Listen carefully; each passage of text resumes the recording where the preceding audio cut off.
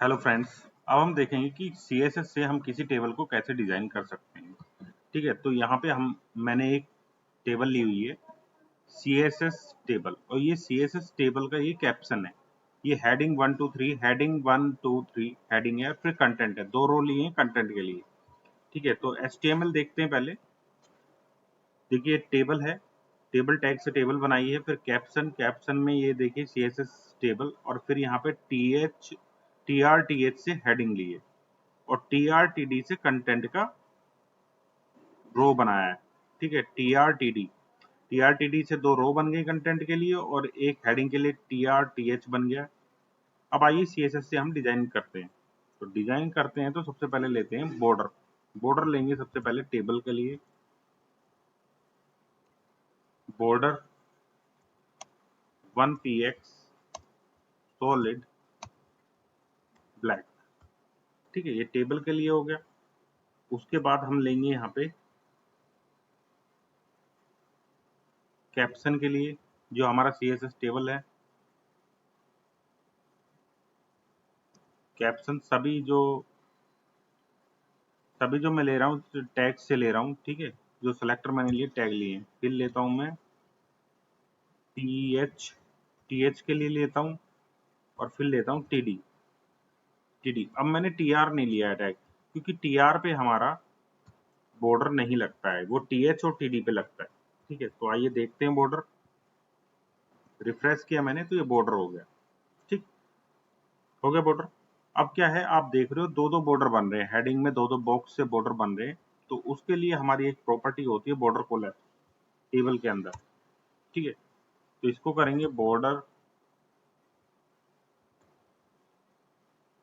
Collapse, और इस ये होती है प्रॉपर्टी कोलैप्स। दो प्रॉपर्टी होती है, एक सेपरेट एक कोलैप्स। सेपरेट तो बाय डिफॉल्ट अभी है, अभी सेपरेट है, सेपरेट दिख रहे हैं बॉर्डर। कोलैप्स में एक साथ दिखते हैं। इसमें कोलैप्स में एक साथ दिखते हैं इस तरह से। ठीक है, तो एक बॉर्डर हो गया।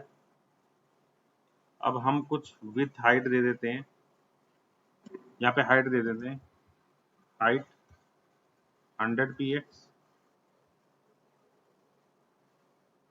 TH की हाइट दे दी, और मैंने TD की हाइट दे दी। पैडिंग दे देता हूँ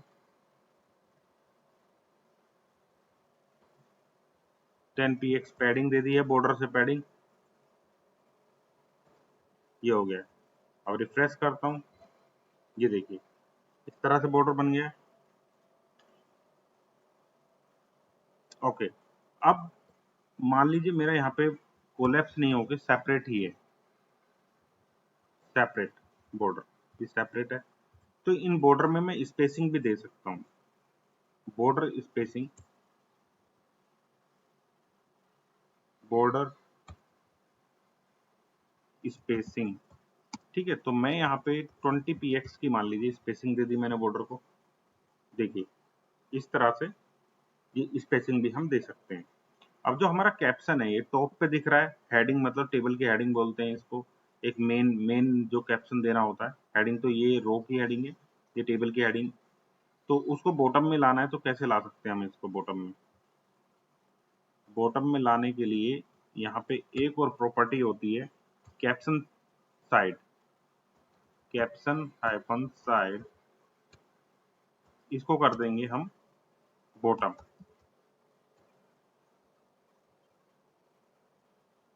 तो ये बॉटम में आ गया। देखिए अब मान लीजिए किसी सेल के अंदर मेरा कंटेंट, किसी सेल के अंदर कंटेंट नहीं है, यहाँ पे ये कंटेंट 3 में कंटेंट नहीं है, तो वो इस तरह से बॉक्स दिखा रहा है, लेकिन मुझे बॉक्स को हाइड करना है।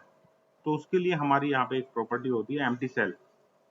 एम्प्टी सेल्स टेबल की प्रॉपर्टी होती है एम्प्टी सेल्स हाइड। तो देखिए हाइड हो गया, ये सेल जो है हमारा हाइड हो गया। ठीक है, अब आती है लेआउट की बात। Table layout, table hyphen layout.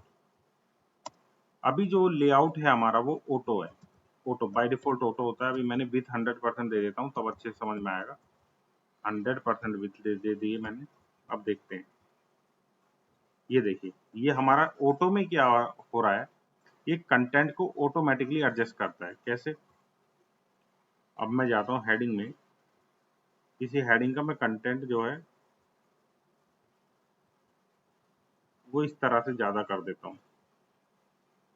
अब देखिए, ऑटो में क्या हुआ, कंटेंट के हिसाब से हमारी जो इतनी भी कॉलम है वो एडजस्ट हो गई। जिसमें कंटेंट ज्यादा है उसकी हमारी जो विड्थ हो गई है वो ज्यादा हो गई है, और जिसमें कंटेंट कम है उनमें कम हो गई है। और इसका दूसरा जो वैल्यू होती है वो होती है फिक्स्ड। तो फिक्स में क्या होता है, जो विड्थ होती है वो इक्वल विड्थ लेता है।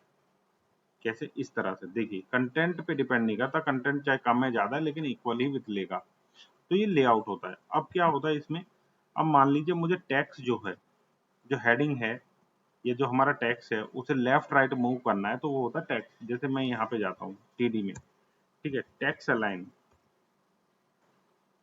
राइट मुझे करना है, टेक्स्ट अलाइन राइट, ठीक है, राइट लेफ्ट सेंटर ये सब होते हैं इसके। तो देखिए राइट में चला गया, ठीक है, बाय डिफॉल्ट सेंटर में था, मुझे लेफ्ट में लेना है, लेफ्ट हो जाएगा, ठीक है, लेफ्ट हो गया, ये देखिए कंटेंट लेफ्ट में आ गया। इस तरह से सेंटर भी चला जाता है। अब हम क्या लेते हैं, एक होता है हमारा वर्टिकल अलाइन, वर्टिकल अलाइन जो वर्टिकली हमारा चलता है, ये तो हॉरिजॉन्टल था लेफ्ट लाइन सेंटर, अभी टेक्स्ट अलाइन। अब वर्टिकल के लिए हम क्या करेंगे, टॉप, मैं लेता हूँ टॉप पे चला जाए। अब आप देखना ये जो कंटेंट है ऊपर चला जाएगा, देखिए ऊपर चला गया टॉप पे। अब इसको बॉटम करना है तो ये बॉटम हो गया, देखिए बॉटम में आ गया नीचे। तो इस तरह से हम कंटेंट भी बॉर्डर के साथ में किस तरह से मूव कर सकते हैं, ठीक है। लेकिन इसका फिर सेंटर, इसके लिए हमारा सेंटर नहीं होता, इसके लिए मिडिल होता है। मिडिल में, मिडिल, और जो टेक्स्ट लाइन है इसको कर दिया मैंने सेंटर। और इसी तरह से हम टीएच को भी कर सकते हैं, देखिए मिडिल और सेंटर में आ गए एकदम।